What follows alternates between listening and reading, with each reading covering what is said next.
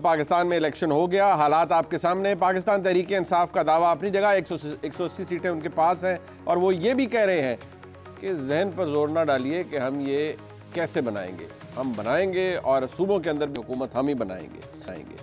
उमर अयूब साहब ने, जो कि पाकिस्तान तहरीक इंसाफ के नामजद उम्मीदवार हैं वज़ारत उज़्मा के लिए, उन्होंने आज ये प्रेस कॉन्फ्रेंस की। जनाब बैरिस्टर गौहर साहब उनके साथ थे। ये मोन्टाज आपने देखा।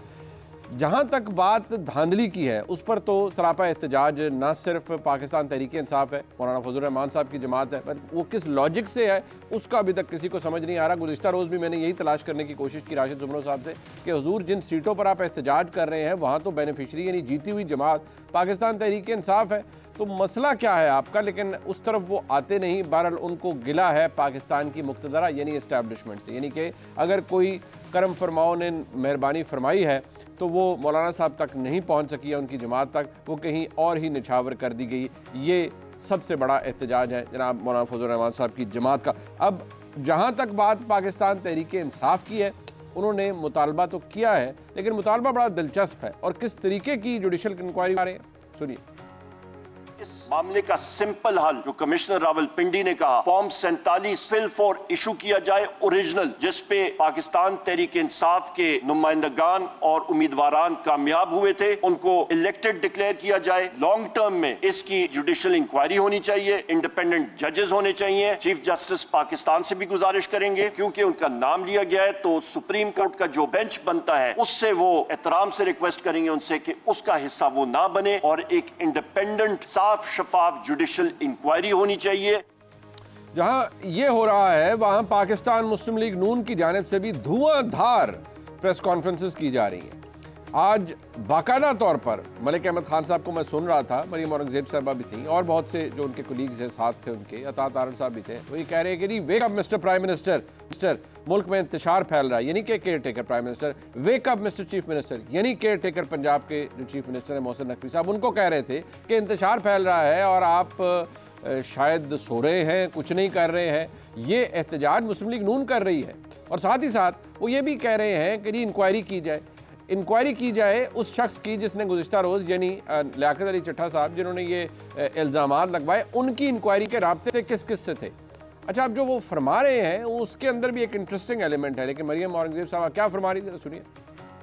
एक्सप्रेस टीवी एक स्टेटमेंट चला रहा है, मुझे अफसोस है कि मुझे एक्सप्रेस का नाम लेना पड़ रहा है, लेकिन यही अब तरीकाकार है कि मरियम औरंगजेब ने कमिश्नर के इल्जामात की तहकीकात करने का मुतालबा कर दिया। अपनी रिपोर्टिंग को ठीक कर लें। मरियम औरंगजेब ने कमिश्नर ने जिन्होंने इल्जामात लगाए हैं उनकी तहकीकात करने का मुतालबा कर दिया और उनको ECL पे डालने का मुतालबा कर दिया है। और उनके 8 दिन के और उससे पहले जब से वो इस पोजीशन के ऊपर हैं, उनकी जो रिकॉर्ड है और उनकी जो फोन कॉल्स हैं और उनके मोबाइल फोन्स हैं, उनका रिकॉर्ड अपनी तहवील में लेकर कमिश्नर साहब की तहकीकात का मुतालबा किया है।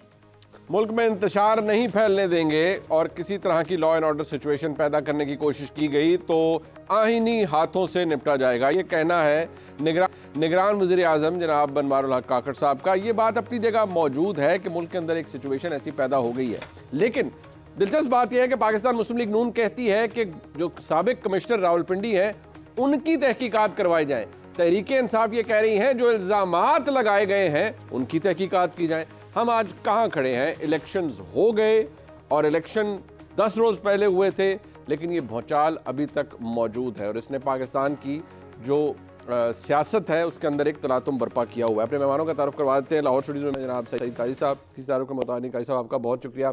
मेरे उस्ताद जनाब नुसरत जावेद साहब मौजूद हैं, इस्लामाबाद स्टूडियोज़ में हमें ज्वाइन कर रहे हैं, मैं उनसे हमेशा सीखता हूँ। नुसरत साहब आपका भी बहुत शुक्रिया सर। जनाब हसन अयूब साहब हमारे साथ हैं, उन्होंने रावी को इतना चैन दिया है कि रावी शायद पता नहीं कहीं या गुम हो गया या सोता रह गया, और अब जब हालात ऐसे पैदा हो गए हैं तो शायद रावी जाग गया है, और जब रावी जागता है तो फिर आपको पता है पाकिस्तान की सियासत के अंदर खड़ाक हो जाता है। अब खड़ाक होगा या नहीं ये ज़रा हमें आगे चलकर पता चलेगा। मैं ज़रा, क्योंकि सईद काजी साहब यहाँ मौजूद है, काजी साहब की वैसे वो कहते हैं ना, कुछ पंजाबी में कहते हैं ना, समझ नहीं रलती भी हो की रहा है, मतलब ये हुआ क्या है। अब वो जो कमिश्नर साहब ने, क्योंकि उसी से सारा पहले तो एहतजाज था, तहरीक साहब ने तो पहले दिन ये कह दिया, इंतखाबात के रिजल्ट आ रहे थे कि 180 सीटों पे हम जीत रहे हैं, आज भी वो कह रहे हैं, लेकिन अब वो कह रहे हैं कि जी कमिश्नर साहब ने जो इल्ज़ामात लगाए उस पर जुडिशल इंक्वायरी हो जाए। आपको याद है 2013 का इंतखाब हुआ, एक जुडिशल इंक्वायरी हुई, जुडिशल कमीशन बना था। Ended up next to nothing, मतलब हुआ कुछ भी नहीं। उन्होंने कहा जी कोई मुनज़्ज़म धांधली नहीं हो सकी या ना हुई, ना कुछ शवाहिद थे। ये इंक्वायरी, ये सब कुछ, ये कहीं जाएगा? देखिए, पहले तो मुझे ये बात समझ नहीं आती कि जो हमारे मुअज़्ज़ज़ कमिश्नर साहब हैं, उन्होंने अपने ज़मीर की नींद क्यों ख़राब की? What is the method in this madness? अच्छा, 10-15 दिन रह गए थे उनके रिटायरमेंट के, and all of a sudden you know he wakes up, और उसके बाद सब कुछ करवाने, और खैर से कौन सी उन्होंने हमें ऐसी बात बताई है जो वतन अजीज़ के अवाम के इल्म में नहीं थी? जरा फॉर्मल हो गया, या आपका तरा नहीं निकला? नहीं, क्या तरा निकलना था? किसको नहीं पता क्या हो रहा है? भले हम अपनी मसलियतों के बायस ये बात करें ना करें, असल बात क्या है? इलेक्शन करा लो जी, इलेक्शन हो जाएगा। हम बड़े जमहूरियत के बड़ी मारे खाई हैं, सब ने, हमारे उस्तादों ने, नुसरत जावेद सब, बड़ी प्यारी बात क्या है? ये बुरान इसलिए था कि इलेक्शन नहीं हो रहा था, आज तो इलेक्शन हो गया है, फिर बुरान सर पे क्यों खड़ा है? इसका मतलब है प्रॉब्लम है समवेयर एल्स। हर इलेक्शन का कैरेक्टर डिफरेंट होता है। सही। 70 का जो इलेक्शन था उसके पीछे तहरीक खड़ी हुई थी 68-69 की, तो उसकी शक्ल बदल गई, और आपने देखा कि आज के जो इलेक्शन हुए हैं, ये जो हुआ है, अब इसमें जो बुरान है वो अपनी रूलिंग क्लास के अंदर है। They are part of the problem. The problem क्या है कि आपके solutions lie beyond all of them, और मैं अक्रॉस द स्पेक्ट्रम बात कर रहा हूँ, किसी एक पार्टी की बात नहीं कर रहा, इनमें सारे शामिल हैं। ये दे देमसेल्फ, यार कोई अकल को हाथ मारो, तुम्हारी इतनी बड़ी पेमेंट्स पड़ी हुई है, 61,000 अरब रुपए का तुम्हारे सर पे कर्जा है, तो अप्रैल में तुम जा रहे हो दोबारा उनसे बैगिंग बाउल लेके, तो यही करने के लिए, जिस तरह अगर वो लगा के देखे तो यही नजर आती है, तो पंजाबी में बात करें। और जनाब ये हमें पता था ये सिलेक्शन के बारे में, जैसे इलेक्शन हो किसी को नहीं पता।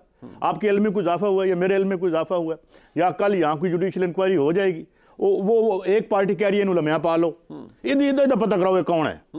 अच्छा, दूसरी पार्टी कहती अच्छा, बात लॉजिकली मैं कहना जी दोनों का पता कराओ, इनका भी पता कराएं और इलेक्शन का भी पता कराएं, तो ताकि कुछ जड़ियां लापता चीज़ें ने उधर सामने आ जाए। लेकिन पता किस दोनों में से किस चीज का लग जाएगा आपको लगता है? इनका पता लग जाएगा कि इनके राब्ते किससे थे, या जो उन्होंने इल्जाम लगाया उसका पता लग जाएगा? पहले तो उनकी जो स्टेटमेंट आई है वो खासी जो है वो सेंसिटिव किस्म की स्टेटमेंट दी है उन्होंने। अच्छा। किबला उसमें कुछ 2-3 चीफ जस्टिस साहब को पता नहीं क्यों उन्होंने रगड़ दिया। उसमें चीफ इलेक्शन कमिश्नर साहब तो खैर क्या आई ऑफ द स्टॉर्म क्या कहते हैं? जी in the eye of the storm, वो तो एवर सिंस है ना।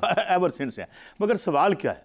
सवाल ये है कि ये इस मुल्क में, इस मुल्क की जो मैं तो इसी, क्योंकि मेरे ख्याल में सियासत आपकी इकोनॉमी की फाउंडेशंस पर ही खड़ी होती है। बिल्कुल, they are part of the problem, ये खुद हिस्सा हैं, और ये जदों तक रहेंगे ये थिएटर ऑफ द एब्सर्ड रहेगा और गंद पे रहेगा। आज ये कमिश्नर होंगे, कल कोई और आ जाएंगे। भाई रूलिंग एलीट की जब आप बात करते हैं तो जाहिर बात है, अब बहुत सारे आप जितने पढ़े लिखे लोग नहीं हैं, वो जब रूलिंग एलीट की बात करते हैं तो हम एसेंशियली उसमें मुक्तदरा के लोगों की भी बात करते हैं, एस्टेब्लिशमेंट के लोगों की बात करते हैं, पाकिस्तान की सियासी जमातों की एलीट की भी बात करते हैं। मैं कहता हूँ जी जो सबसे ज्यादा तो सबसे ज्यादा जिनके पास इख्तियार हो, वो सबसे ज्यादा वो वही रूलिंग एलीट है। साढ़े मुल्क की तो वही रूलिंग एलीट है, मतलब बल्कि हर पास वही होती है।